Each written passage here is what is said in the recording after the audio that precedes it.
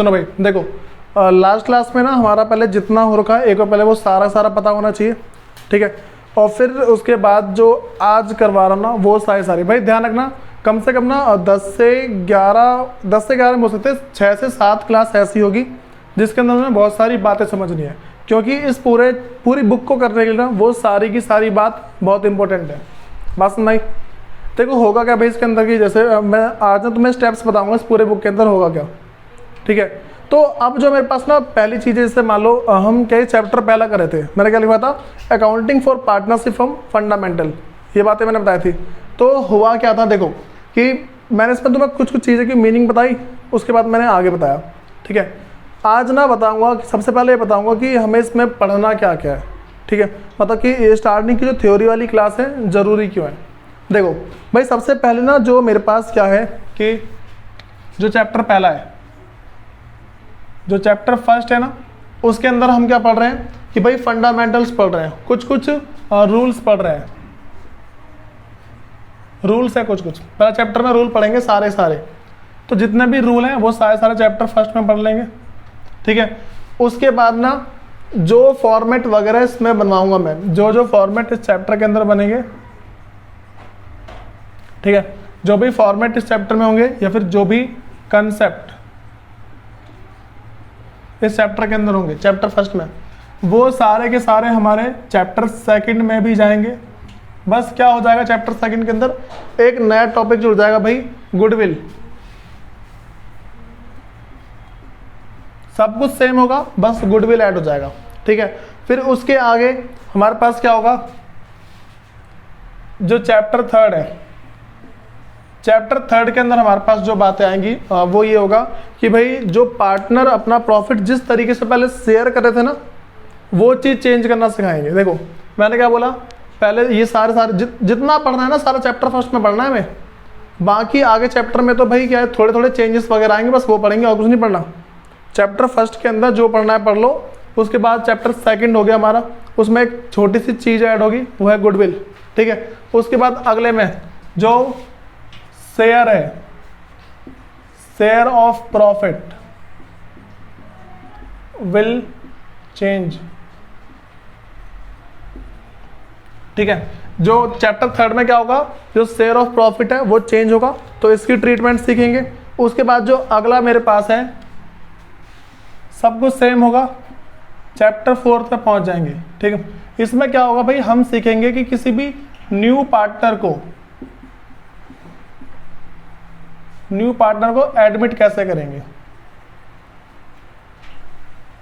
ठीक है। कोई सा भी जो न्यू पार्टनर है उसका एडमिशन कैसे होगा, मतलब कि जैसे मान लो पहले 4 पार्टनर थे, अब एक पार्टनर की और जरूरत पड़ रही है हमें, ठीक है। तो हमने क्या है एक और पार्टनर को रखा, वो सीखेंगे। इसके अंदर होगा जितने भी कंसेप्ट है चैप्टर फर्स्ट के होंगे, ठीक है। बस एक नई चीज अगली है। उसके बाद अगर कोई पार्टनर मर गया, जो चैप्टर 5वां है उसमें क्या पढ़ेंगे कि डेथ ऑफ पार्टनर,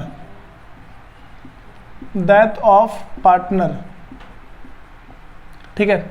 उसके बाद अगले पाएंगे चैप्टर 6 पे। देखो यहाँ पे अगर कोई पार्टनर मर जाता है तो क्या होगा।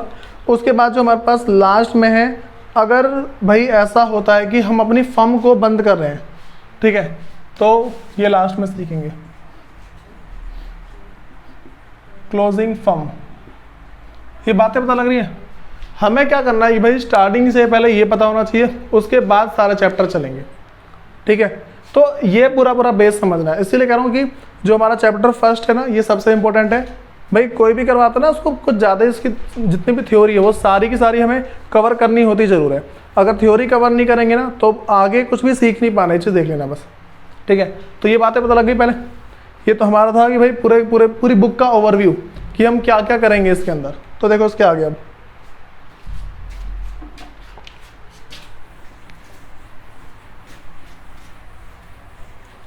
मैंने तुम्हें लास्ट क्लास में जो बताया था ना वो था हमारे पास सिर्फ मैंने पार्टनरशिप डीड बताई थी, पार्टनरशिप डीड होती क्या है, ठीक है। अब हम ना अगली बात करते हैं भाई कैपिटल का मतलब क्या है। कैपिटल का मतलब वैसे बता चुका हूँ, ठीक है। एक बार और बता रहा हूँ कि भाई कैपिटल का मतलब क्या हो जाता है। देखो वैसे मैं सिंपली बोल सकता हूँ भाई कैपिटल का मतलब क्या होता है, amount contributed by each partner, हर एक पार्टनर ने जितना जितना अमाउंट लगाया है बिजनेस के अंदर ताकि बिजनेस आगे चल जाए, उसी को क्या बोलते हैं, कैपिटल बोलते हैं। ठीक है, क्या बोल सकते हैं उसको भाई कि capital is the amount contributed by the partner in the firm. बात समझ आ गई? ये कि हमारे पास क्या होता है, capital is the amount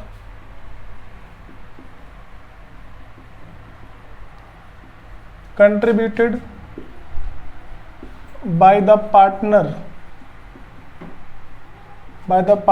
in the firm। बताओ, ये बात तो लग रही है। Capital is the amount contributed by the partner in the firm. ठीक है, कैपिटल क्या होता है, फर्म के अंदर जो भी मान के चलो जो कैपिटल लगाए गए ना, उन सब की बात चलती है। ठीक है, अब सुनो उसके बाद भाई कैपिटल ध्यान रख के चलना, कैपिटल दो तरीके से होती है। बात समझ आ रही है? कैपिटल कितने तरीके से होती है, दो तरीके से कैपिटल होती है। समझो भाई कैपिटल दो तरीके से कैसे हो सकती है। कैपिटल है, इसको दो पार्ट में डिवाइड कर सकते हैं। पहला मेरे पास है फिक्स्ड कैपिटल, अगला हमारे पास है फ्लैक्चुएटिंग।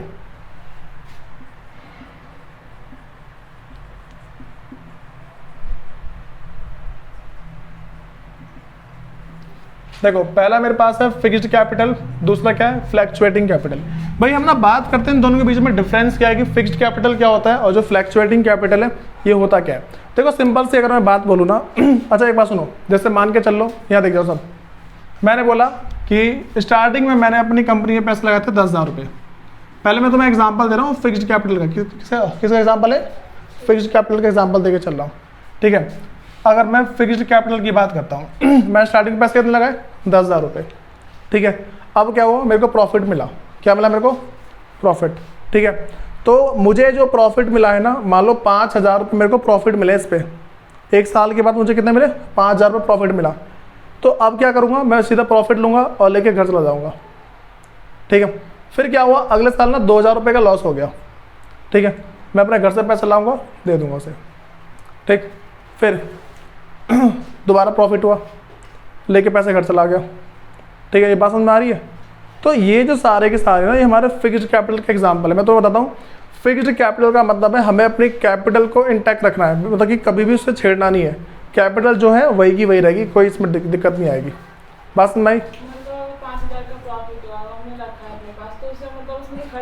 नहीं नहीं नहीं नहीं, कैपिटल जो हमारे पास है ना, मतलब कि कैपिटल वही की वही रहेगी, हम उस पैसे को कुछ भी करें, कैपिटल बस फिक्स रहेगी हमारी।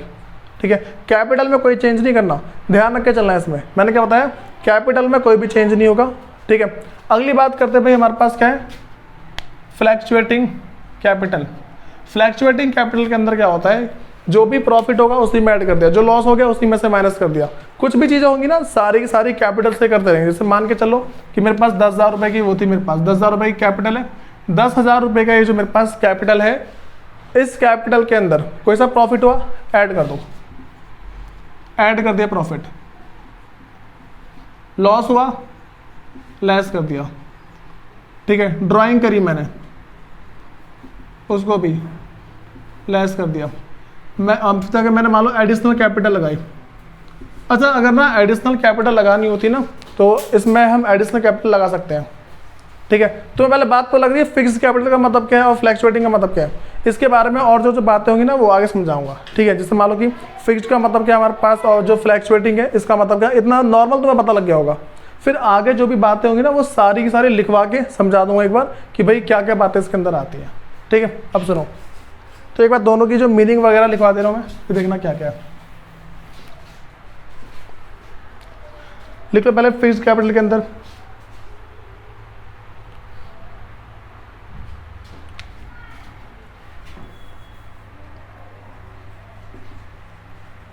फिक्स्ड। अच्छा भाई एक बात ध्यान रखना, जो फिक्स्ड कैपिटल है ना, चेंज कब हो सकती है। फिक्स्ड कैपिटल तभी चेंज होगी या तो मैं एडिशनल कैपिटल लेके आ जाऊं या फिर कैपिटल विड्रॉ कर लूं। बस में आ रही है, या तो मैं नई कैपिटल लेके आ जाऊं या फिर मैं कैपिटल को निकाल लूं। अच्छा, कैपिटल निकालने का मतलब ड्राइंग नहीं होता, ध्यान रख के चलना। कैपिटल निकालने का मतलब ड्राइंग नहीं होता। अगर बोलो ना विड्रॉन ऑफ कैपिटल तो हो जाता है वो, तब माइनस करेंगे, अदरवाइज करेंगे नहीं। ठीक है, ड्राइंग अलग चीज़ है और विड्रॉन ऑफ कैपिटल अलग चीज़ है। ड्राइंग पे हम उन्हें क्या कि इंटरेस्ट देते रहते हैं, ठीक है, लेकिन जो विड्रॉ करते हैं कैपिटल, इसका मतलब है जो मैंने एक्चुअल में पैसा लगाया था मैं उसी को निकाल लूँगा बाहर। ये ध्यान रख के चलना। अब सुनो, तो मैंने क्या होता है भाई, तो फिक्स्ड कैपिटल क्या है? Fixed capital means that capital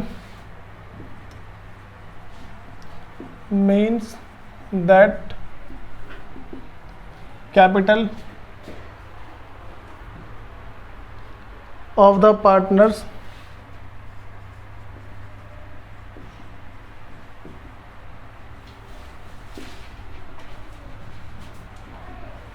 remains unchanged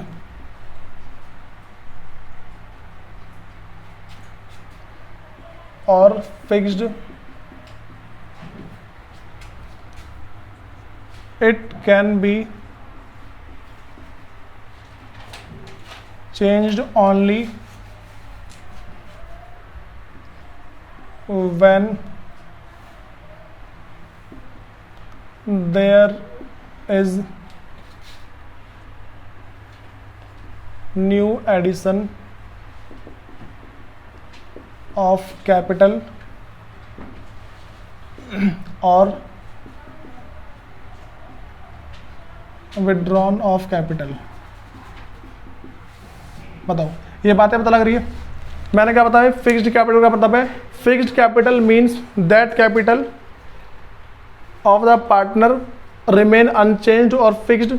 उसके बाद ना यहाँ से अलग लिखना है कि it can be changed only when there is new addition of capital और विड्रॉन ऑफ कैपिटल। ठीक है, ये बातें पता लग गई। उसके बाद हम अगली बात करते हैं फ्लैक्चुएटिंग कैपिटल। ठीक है भाई, देखो हमारे पास क्या है कि इसका जस्ट अपोजिट है। फ्लैक्चुएटिंग कैपिटल क्या होती है? फ्लैक्चुएटिंग कैपिटल वो है जो कि भाई कभी भी फिक्स्ड नहीं रहती। ठीक है, बोल सकते हैं which do not remain unchanged और फिक्स्ड। तो यहाँ पे लिख लो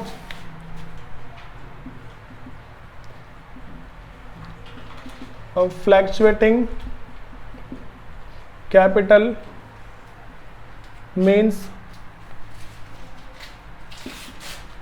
that capital which do not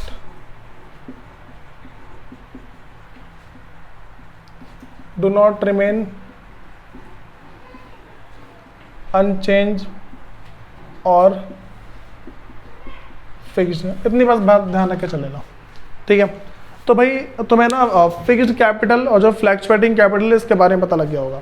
अब जो हमारे पास अगली बात है वो करते हैं भाई ड्राइंग का मतलब क्या है। ड्राइंग का वैसा मतलब बताना क्या होता है? अच्छा, मैंने क्या होता है, ड्राइंग और विड्रॉन ऑफ कैपिटल अलग चीज़ है। बात समझ आ गई? ड्राइंग कभी भी हमारी कैपिटल को अगर फिक्स्ड की बात चल रही है तो कभी मान लो चेंज नहीं करती, लेकिन विड्रॉन ऑफ कैपिटल चेंज करती है। ठीक है, अगर तुम्हारे क्वेश्चन में कभी भी ड्राइंग लिखा हुआ आता है तो कैपिटल नहीं छेड़नी है, लेकिन अगर ऐसा लिखा हुआ आ गया कि भाई तुम्हारे पास क्या है यहाँ पे विड्रॉन ऑफ कैपिटल है, उस टाइम हमारी कैपिटल मतलब कि चेंज हो जाती है। तो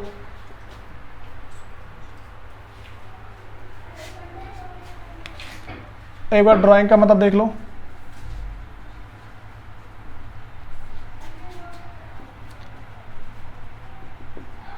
भाई वैसे पता है ना ड्राइंग का मतलब क्या होता है?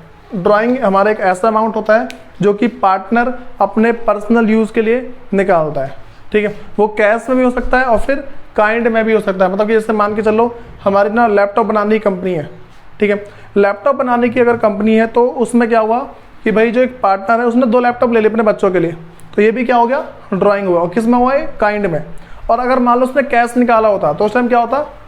अगर उसने कैश निकाला होता तो क्या होता भाई? कैश में ड्राइंग हो जाता। तो drawing is the amount drawn by partners for his or her personal use. It can be in cash और काइंड। भाई ये कैश में हो सकता है और काइंड में भी हो सकता है, ठीक है। उसके बाद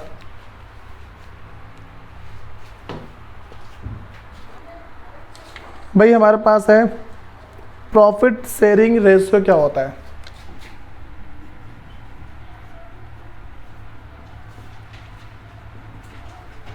प्रॉफिट शेयरिंग रेशियो, सुनो भाई।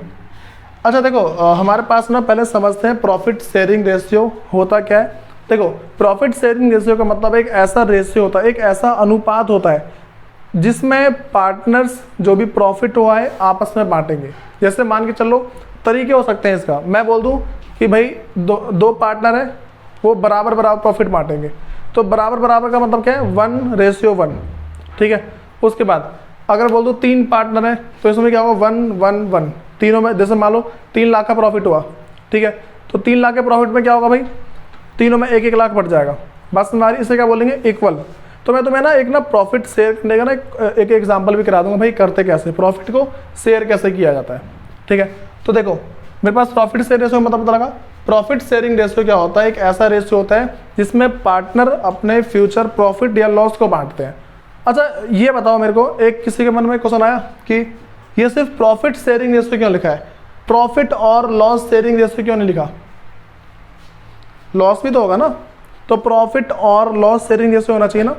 देखो पता है होता है ऐसा ना कि एक ना मतलब अकाउंट्स की तरफ से ये माना जाता है, मतलब जो भी फंडामेंटल प्रिंसिपल्स हैं उसमें ये माना जाता है कि भाई हम कभी भी ना लॉस को नहीं मानते, मतलब ज़्यादा लॉस नहीं मानना चाहिए। अगर हम पहले से लॉस मान के चलेंगे तो लॉस हो गया होगा, बोल रखा है किसी ने ऐसे ही, ठीक है, कि भाई हम प्रॉफिट शेयरिंग रेशियो इसलिए बोलते हैं क्योंकि हम ना लॉस इनकर नहीं करना चाहते। हम ना लॉस क्या है जनरेट, ये मान लो कि लॉस को झेलना नहीं चाहते हैं, इसीलिए उन्होंने ना एक मन में अपने पॉजिटिविटी लाने के लिए, अपने मन में एक मान लो धनात्मक ऊर्जा लाने के लिए और उन्होंने बोला है भाई प्रॉफिट शेयरिंग रेशियो इतना है। अगर बोल देंगे लॉस शेयरिंग रेशियो तो हर साल लॉस थोड़े झेलना है, एक नेगेटिविटी आती है उसके अंदर से। तो प्रॉफिट शेयरिंग रेशियो क्या होता है, प्रॉफिट शेयरिंग रेशियो एक ऐसा रेशियो होता है जिसमें पार्टनर फ्यूचर में अर्न किए गए प्रॉफिट को आपस में शेयर करेंगे, ठीक है। तो भाई देखो इसके अंदर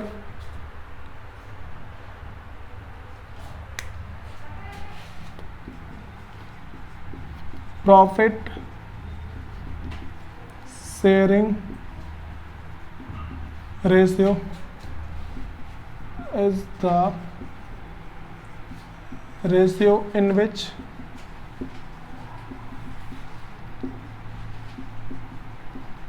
partners have agreed to share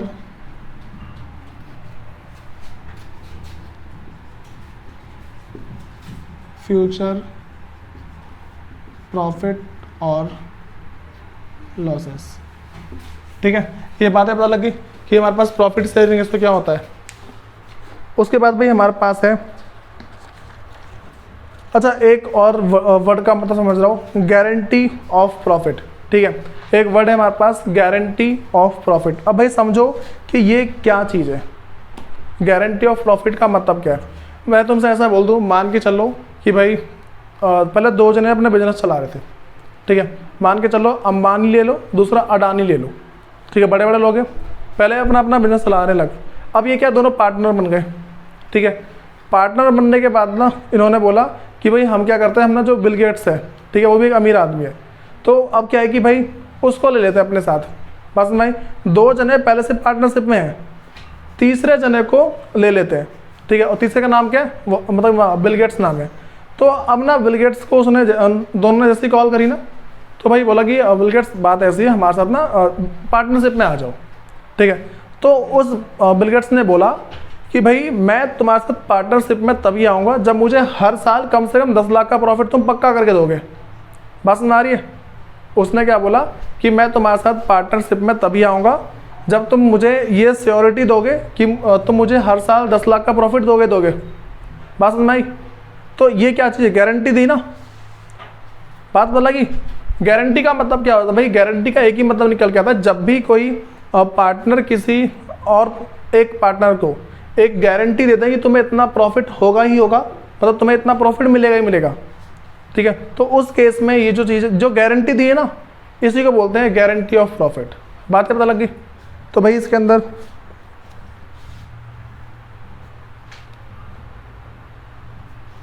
इसमें सिंपल लिख लो,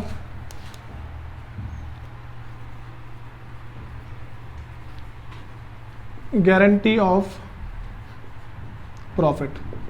इसमें ना बस एक नॉर्मल सी बात ध्यान रख के चलना, गारंटी ऑफ प्रॉफिट का मतलब क्या होता है कि जब भी किसी पार्टनर को या फिर पार्टनर्स को, किसी एक फर्म के पार्टनर को या पार्टनर्स को एक गारंटी दी गई है कि तुम्हें इतना प्रॉफिट मिलेगा ही मिलेगा, उसी को क्या बोलते हैं? Guarantee of profit. इसमें ना भाई वो ज़्यादा करने की जरूरत नहीं है, ठीक है, कि हाँ क्या है लिखो।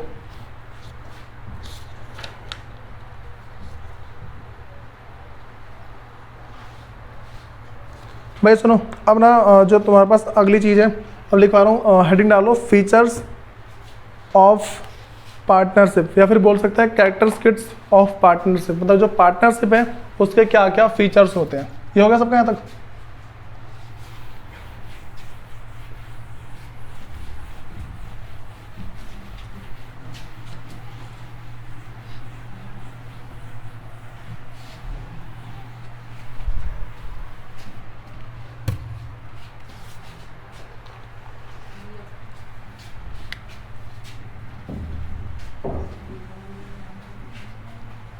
फीचर्स ऑफ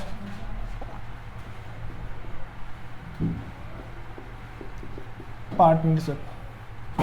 सुनो भाई, देखो पहले सबसे इम्पोर्टेंट बात, फीचर्स ऑफ पार्टनरशिप का मतलब क्या होता है कि अच्छा जैसे मोबाइल के फीचर्स होते हैं ना, वैसे पार्टनरशिप के फीचर्स की बात करते हैं। जैसे मान लो कि हमने मोबाइल का फीचर्स देखते हैं, उसमें कैमरा कितना है, बैटरी कितनी है, और जो भी चीज़ की स्क्रीन वगैरह देखी जाती है, वैसे ही सेम हम क्या देख रहे हैं भाई? Features of partnership. सबसे पहली चीज़ क्या होती है? 2 और मोर मेंबर या फिर 2 और मोर पार्टनर। पार्टनरशिप के अंदर ये होता है ना, कम से कम तो 2 होने चाहिए, ठीक है, उससे ज़्यादा हो तो वो चलता ही चलता है, ठीक है। लेकिन अच्छा भाई एक सबसे इंपॉर्टेंट बात ये पता होनी चाहिए कि कितने ज़्यादा हो, ठीक है। तो देखो ज़्यादा तो हो, लेकिन कितने ज़्यादा हो ये चीज़ देखना होता है। तो भाई ये भी ना मतलब कि लॉ के अंदर बता रखा है कि क्या क्या चीज़ मतलब कितने कितने होने चाहिए। तो सबसे पहले क्या लिखोगे? 2 और मोर पर्सन, 2 और more person,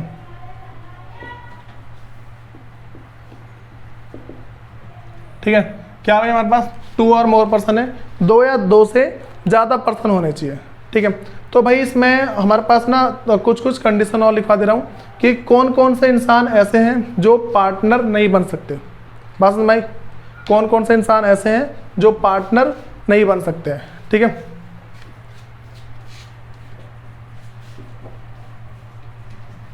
person who can't be partner. सबसे पहला माइनर। माइनर कौन होता है भाई? जो छोटे बच्चे जो होते हैं, जैसे मान लो 18 साल से जो कम के होते हैं, उसे उसे क्या बोलते हैं भाई? माइनर बोलते हैं, ठीक है। अब सुनो,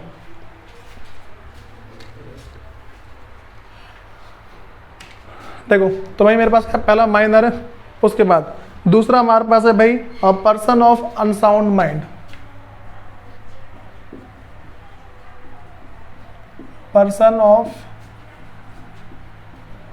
अनसाउंड माइंड है।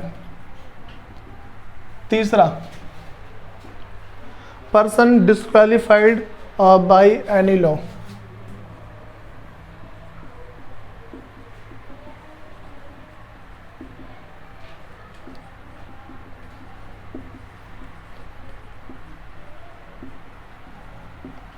देखो भाई हमें ना इन तीनों का पहले मतलब पता होना चाहिए क्या क्या। सबसे पहले मेरे पास क्या है?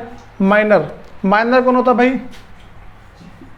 जिसकी एज लेस देन 18 हो, ठीक है। दूसरा पर्सन ऑफ अनसाउंड माइंड। भाई देखो अनसाउंड माइंड का मतलब क्या है? जिसका माइंड साउंड ना हो। मतलब कि सिंपल सी बात बोल सकते हैं, अनसाउंड माइंड पर्सन का मतलब हो जाता है एक ऐसा पर्सन जो जिसके पास ना डिसीजन मेकिंग पावर ना हो। बस भाई जिसके पास क्या डिसीजन मेकिंग पावर ना हो, मतलब कि वो अपने कोई से डिसीजन खुद नहीं ले सकता। जैसे मान के चलो एक पागल बैठा है, उससे पूछेंगे तेरा घर बेच दूं, ठीक है, तो कुछ बोलेगा नहीं, और उसको बहुत से थप्पड़ मार दो ना फिर चिल्लाएगा वगैरह, जरूर जो भी है। लेकिन अगर ये बात करें ना कि भाई वो देखो नॉर्मल सी बात ये है, पर्सन ऑफ अनसाउंड माइंड वो होता है जो क्या है कि ये मान लो कोई सा डिसीजन ले नहीं सकता, तो बोल सकते हैं who can't take any decision.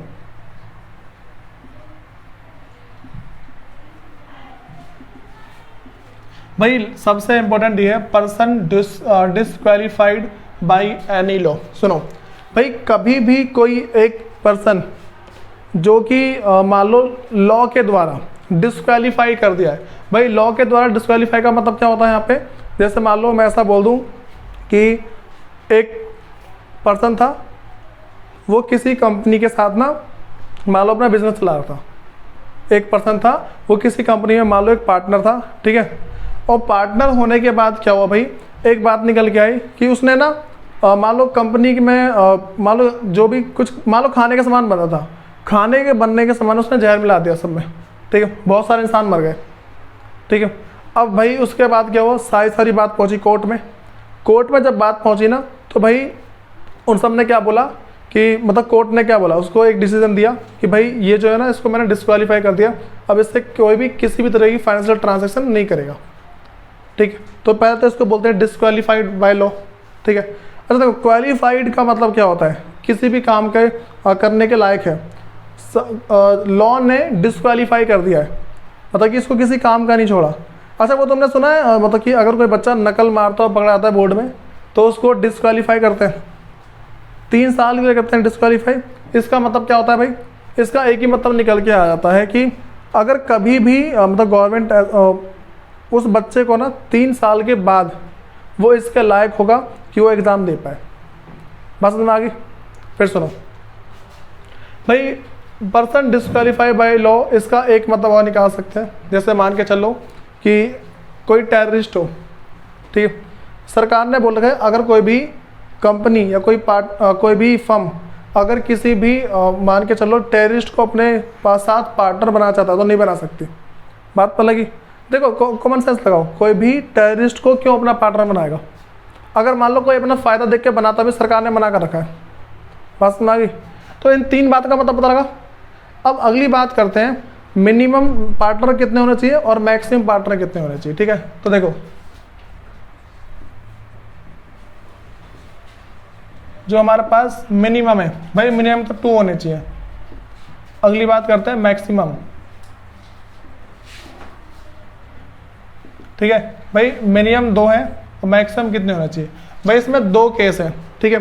सबसे पहला हमारे पास है कि कंपनीज एक्ट की बात करते हैं, सेक्शन 464, ठीक है। हमारे पास क्या है, कंपनीज एक्ट है 2013, और जो सेक्शन है, सेक्शन हमारे पास है 464 है भाई। इसके अगर इसके वैसे देखें तो 100 पार्टनर है। बात समझ में आ गई? तो और उसके बाद अगर मैं अगली बात कर दूं कि जो पार्टनरशिप फर्म का जो एक्ट है, हमारे पास सेक्शन 10 है, उसमें भाई हमारे पास कितने हैं? 10 पार्टनर है, ठीक है। ये 2 बातें पता लगी, इन्हें याद रख के चलना है भाई। देखो पहला पॉइंट मैंने बता दिया, क्या 2 और मोर पर्सन होने चाहिए, ठीक है। पहला क्या हमारे पास 2 और मोर पर्सन होने चाहिए। उसके बाद जो मेरे पास दूसरा है, इनके बीच में एग्रीमेंट होना चाहिए,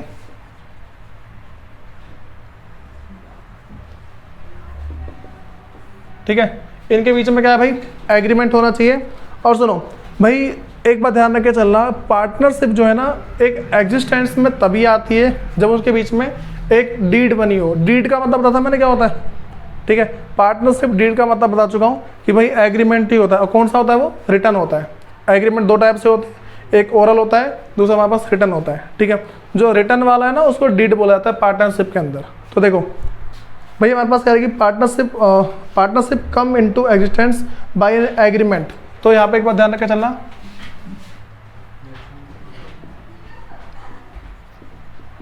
partnership comes into existence by agreement, उसे क्या बोलते हैं, कॉल्ड पार्टनरशिप डीड।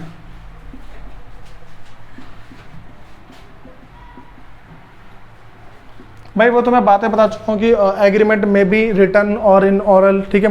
तो ध्यान रखिए, चलो एग्रीमेंट क्या है, रिटर्न भी हो सकता है और क्या ओरल भी हो सकता है। उसके बाद भाई एक बात और ध्यान रख के चलना। अच्छा मुझे ये बताओ, अगला जो तीसरा जो पॉइंट हमारे पास है उसमें ये कोई, अगर ये बताओ सरकार कभी भी किसी पार्टनरशिप फर्म को अलाउ करेगी तुम ड्रग्स बनाओ बैठे बैठे, गांजा वगैरह बनाओ, नहीं करेगी ना। तो तीसरा पॉइंट हमारे पास है लॉफुल बिजनेस होना चाहिए, ठीक है। मतलब लॉफुल बिजनेस का मतलब क्या है, जो कानून की नज़र में ये मान लो सही हो। तो अगला मेरे पास है लॉफुल बिजनेस, लॉफुल बिजनेस। भाई लॉफुल बिजनेस का मतलब क्या है कि पार्टनरशिप जो है ना वो हमेशा क्या है कि भाई जो एस्टेब्लाइज हुई ना वो किस लिए हुई है, लॉफुल बिजनेस के लिए। तो बोल सकते हैं a partnership firm must be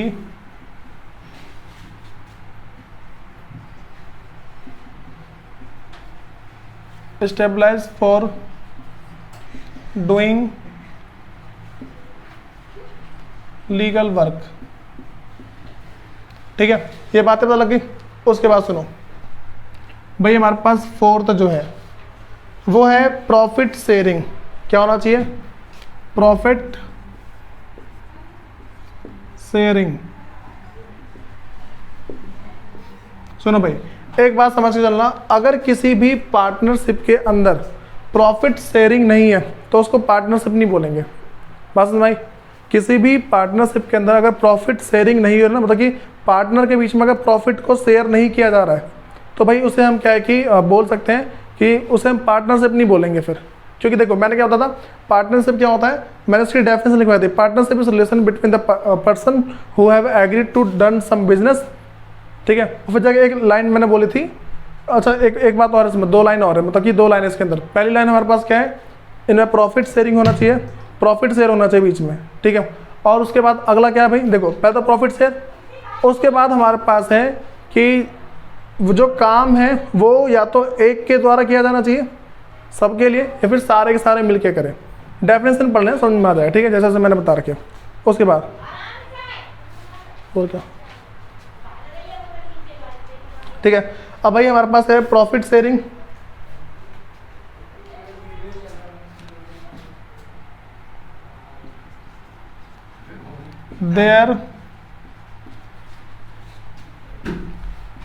there must be profit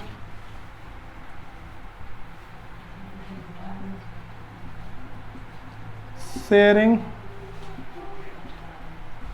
between the partners, ठीक है। उसके बाद भाई हमारे पास लास्ट में है एक सबसे इंपॉर्टेंट लाइन है कि भाई मैंने कहा था business can be carried on by all और any of them acting for all. देखो मैं तुम्हें एक लाइन लिखवाई थी कि बिजनेस कैसा होना चाहिए, या तो सबके द्वारा किया जाना चाहिए या फिर किसी एक के द्वारा किया जाना चाहिए और सबके लिए काम करे वो, ठीक है। ये लाइन बस याद रख लेना कि business can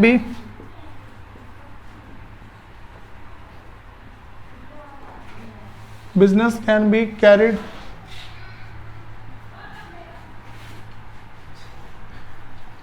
on by all